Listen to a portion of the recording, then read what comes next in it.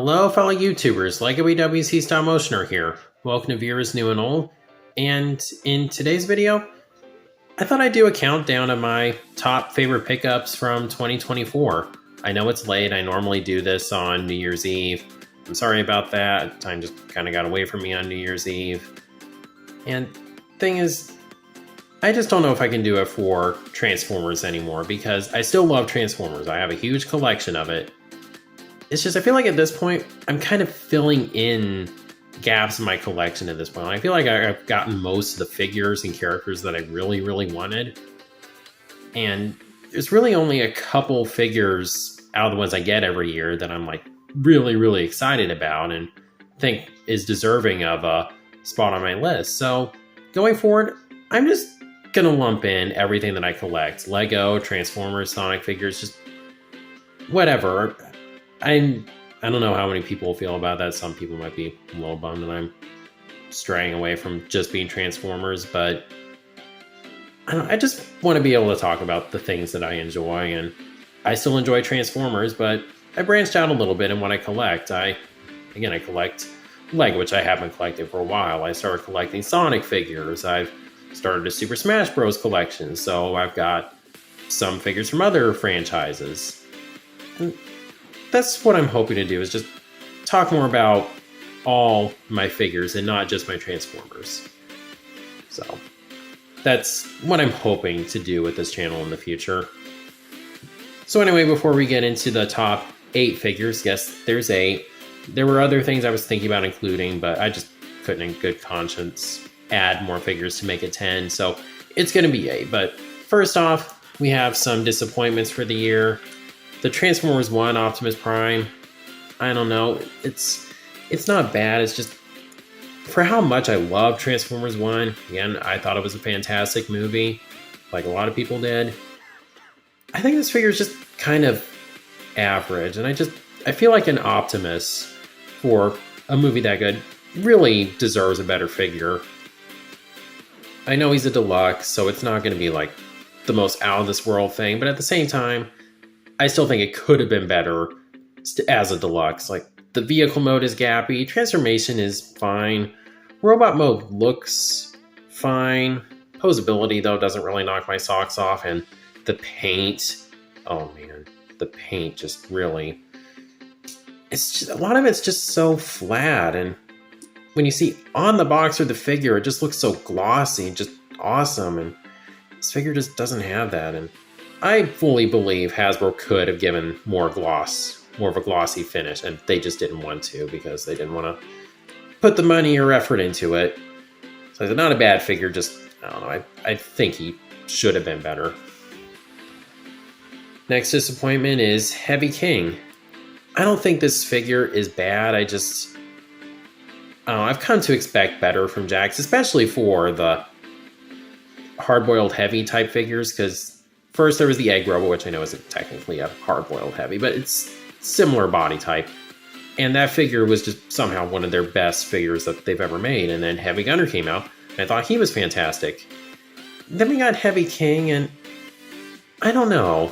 It's not bad. It's just, you look on the back of the packaging, he's got the buttons right here that he should have, and the figure just doesn't have them for some reason. And also, I don't know how much can be done about this, but he just feels kind of small. Like, he's about the same height as the other ones. He might even be a little shorter than Heavy Gunner if we don't include the head crest.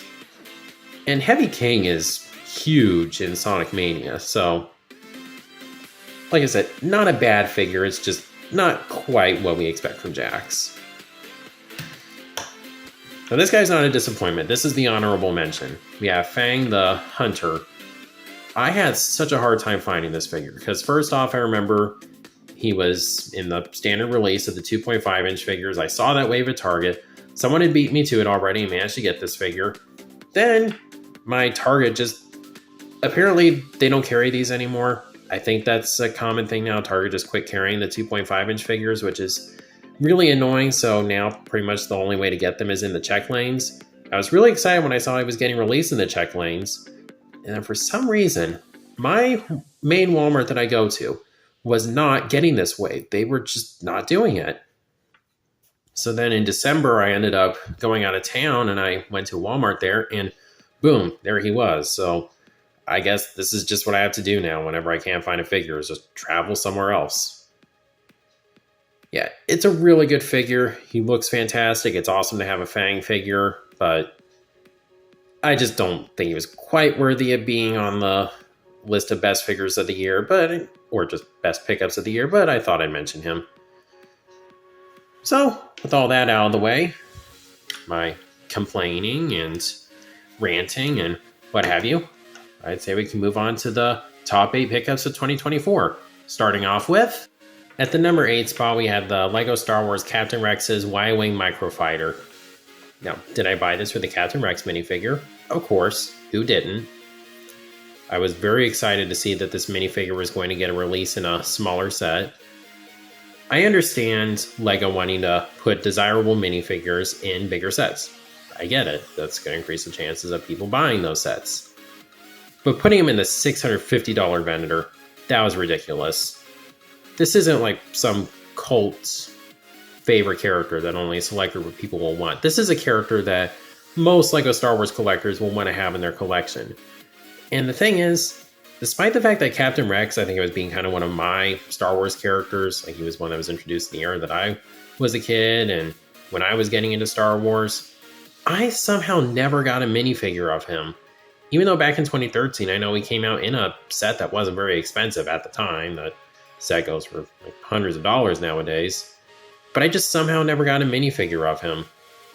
So when I heard that he was going to be in a $15 Microfighter, I knew I had to get it. And first day that I saw it, I went ahead and grabbed it, and I was just really excited to finally have a Rex minifigure. The Microfighter itself, it's nice. A part of me would have kind of preferred maybe getting a full-sized Y-Wing Starfighter with Captain Rex. One that wasn't $100, but just one that was maybe a full-sized Y-Wing. That would be nice, but I can't complain too much because getting Rex in a $15 set, that's pretty hard to pass up. So, yeah, number 8 has to go to the Rex's Y-Wing Microfighter. At the number 7 spot, we had the Jakks Pacific Sonic the Hedgehog 4-inch Mephiles the Dark figure. It's just crazy to get a Mephiles the Dark figure. And just the attention that he got last year, because first off, we got the figure of him, and then later in the year, we got Shadow Generations, which had a Mephiles boss fight, which was a very awesome boss fight. Even with all the crazy characters that Jakks have been making, I still didn't think a Mephiles figure would be possible, but then in late 2023, we got leaks for him. That was just crazy. And he did turn out really well. I do have a couple issues with him. I wish the purple was darker and that he had the black stitches on the side of his eyes. But other than that, just fantastic looking figure. Nice sculpt work. Pretty average articulation for a Jakks figure. His head does have a little bit more movement, but that's about it. And he does have feet, which I understand because I don't want the figure to fall over constantly, but they included a mist base for him to stand on. I wish more of the figures came with bases, but hey, it works for Mephiles. It hides his feet, and it's in line with the character. So it's not like it's a groundbreaking figure or anything. I just think it's awesome to have a figure of this awesome character. Maybe they'll make a figure of some of his other forms. We'll have to wait and see, but if we don't, I can't complain too much because it's just awesome that we got a figure of him at all. At the number 6 spot, we had the Jada Toys Street Fighter Ryu figure. Funny thing about this figure, I'm not even really into Street Fighter. I've just played Street Fighter 2 a couple times, and that's pretty much my only experience I have with this franchise. But as I mentioned earlier, I started a Super Smash Bros. Collection because that's the fighting game series I'm really more into. And I knew I wanted to get this figure because he's one of the characters in it, along with Ken, who I plan to get at some point. I just haven't yet. And on top of that, I'd heard really good things about these figures. I've seen people say they rival the stuff Hasbro puts out, which does surprise me that much because while I collect a lot of Hasbro stuff, I won't deny that they get pretty complacent given that they're such a big toy company and well known. because Jada Toys, they hadn't really done anything that had interested me before. I'd seen their little figurines they did for Sonic and Transformers, but I didn't feel a serious urge to pick them up. But when I heard they started doing action figures that they were really good, I was kind of curious. So I went ahead and picked this figure up, and he's fantastic. And just hearing that he's generally considered a good figure, but not the strongest one in the line, I'm having a hard time not going all in on it. And again, I'm not that attached to this franchise, but I think the sculpt is really good. They actually have different texture for the clothing, which really impresses me. And the shirt is rubber. You can actually undo the belt to take the shirt off. So I like little details like that. Rubber bandana so it can move around. I've seen some people don't like the more cartoonish expressions for the figures, which I understand. Me personally, I prefer cartoonish expressions because I feel a lot of times when action figures go for realistic looks, the faces just, at least to me, look kind of weird. And I don't know, I just think cartoonish ones are more expressive. I'm sure if I was more into Street Fighter, I would be more bothered by that. And he does have the miscolored gloves. That does bug me a little bit, but other than that, really, really good figure. And like I said, I'm trying not to go all in on this line, but I don't know. I just might because they're really good for the price. So yeah, number 6 has to go to the Street Fighter Ryu. The number 5 spot is kind of a 5 for 1. We had the Bionicle Towametru that I hadn't gotten yet. Because I'm pretty sure I talked about this in my Christmas haul video.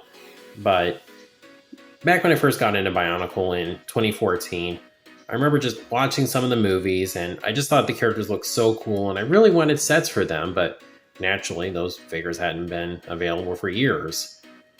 And I remember just getting them on the secondary market. They were just more expensive if you look on Amazon. I wasn't really using eBay at that time. So getting a full Towa team, that seemed like an impossibility, and I just didn't really think about it much after that. But in 2023, I ended up getting Towametru no Kama. I was really excited about that to finally start the Towametru collection. And then in February or March, I can't remember exactly when it was, but I got Vakama. I got him off of eBay. And then for Christmas in 2024, I got Wenua, Nuju, Matau, and Anua. And that was just so exciting. To be able to finally have all of these figures was just super exciting. Just fulfilling a childhood dream. I was really happy about that. And these are really cool sets. Yeah, they have issues. The shoulders bug me, but otherwise they look really good and have pretty good posability.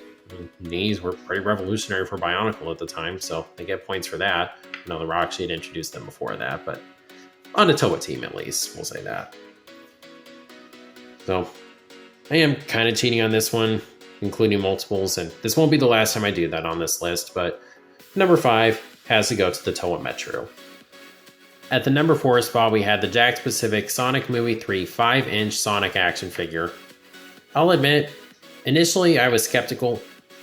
Not skeptical, I was flat out upset when I found out that they were going to be doing 5-inch figures for Movie 3 instead of 4-inch, because then I knew I wouldn't be getting a Shadow to be in scale with my Movie 2 figures. And I love the Movie 2 figures, I still love them, but I was just upset. I really didn't think this was necessary at all. And on top of that, the Sonic Prime figures were my first experience with Sonic figures with 5-inch scale, and I liked them, but I just felt like they added too much articulation in some areas to the point that posing him just wasn't enjoyable. And once I get him into certain poses, I just don't feel much of a desire to take him out of it, because I know getting him back in these poses would just be a pain. But then my fears were dashed when the first reviews for these figures came out and I got my hands on this Sonic. Man, I didn't realize how much we needed a figure like this. The articulation is handled much better. He's much more fun to pose. He looks fantastic. Just all around, really good figure. He has good posability. And I do have the standard Shadow. I was able to get him. I just haven't gotten him out of the box yet. If I had he probably would have been in the same spot with Sonic because I've heard he's really good too, provided he doesn't break when you get him out of the box. So, really pleasant surprise with a figure. I absolutely love him. This is probably my current favorite Sonic figure in my collection. And if you haven't got him yet, definitely get this figure. He's really good. So, number 4 goes to the Sonic Movie 3 5-inch Sonic. At the number 3 spot, we have the Jada Toys Mega Man Wave 2 action figures. I haven't gotten Wave 1 yet. I intend to fix that at some point. Well, just like I talked about with the Ryu figure, I'm not really that into Mega Man either. I've always thought it seemed cool and I love the character designs, but I just didn't really get that into it. I did recently start playing Mega Man X and I have enjoyed that, but like I said, I just don't have a ton of attachment to this franchise, but I heard good things about these figures, and when I started my Smash Bros. Collection, I knew I had an excuse to get the Mega Man figure, but I just went to a comic book store and I saw 3 of these, and I couldn't say no. They're all really good, very good articulation, good accessories, and I just love how these guys look. They're very expressive. And I lumped all 3 of them together because I think they're all good. If I were to pick a favorite, it would have to be Cutman, just because I love this expression. He just looks like he's up to no good, and I love that. So I am trying to resist it with Street Fighter, but with this line, I just wasn't able to resist going all in. So I'm going to go back, get the first wave, and I'm probably going to get future waves. Keep my fingers crossed that eventually they do Mega Man X figures, because I do like the designs for that series better. Not right away. I know a lot of people would rather them focus on classic Mega Man for a little while, which I get, because I know it's not every day that they make a bunch of the Robot Masters in addition to the main characters, but eventually. I'm pretty sure I saw where someone at Jada said they were wanting to do they're going to do an X figure at some point because of how frequently he's been requested. But with that tangent out of the way, these are really good figures. I highly, highly recommend them. And yeah, the Jada Toys Mega Man Wave 2 figures take the number 3 spot. At the number 2 spot, we had the LEGO X-Men X-Mansion. Now, I know a lot of people aren't very happy with the set, and I understand their complaints. It's only 2 floors. A 3rd floor would have been nice. The Xavier minifigure in the default set is pretty disappointing. He's all reused pieces. He definitely looks better when you give him the Mr. Burns torso from the Simpsons minifigure line. But it's kind of a bummer that we have to do that, and that it's just not how he looks right out of the box, especially for the first Xavier minifigure. And I know some people have issues with the minifigures just due to the actual minifigures themselves and the character selection. I don't know, though. I'm pretty happy with what we got. I would have definitely rather had someone else than another Wolverine. I love Wolverine, but I don't need him in every set. But at the same time, I do understand he's popular. And there is also the issue with the cramped space. That's not really too much of an issue for me because I am mostly just going to display this. And I think if you look at it from the outside, it looks fine. I'm still happy with a lot of the characters we got, though. First off, Gambit. He's my favorite X-Man, so I'm really happy to get him. I would have liked dual molded legs, but he still looks really good. And then a new Jean Grey minifigure that doesn't cost hundreds of dollars because she was a Comic-Con exclusive, and she looks good. Along with Bishop, who looks awesome. Beast, I already had him from the CMF series, so I just added him. Cyclops looks so much better with leg printing. Iceman wouldn't have been one of my first choices, but it's cool. Get more X-Men. Then a Magneto figure.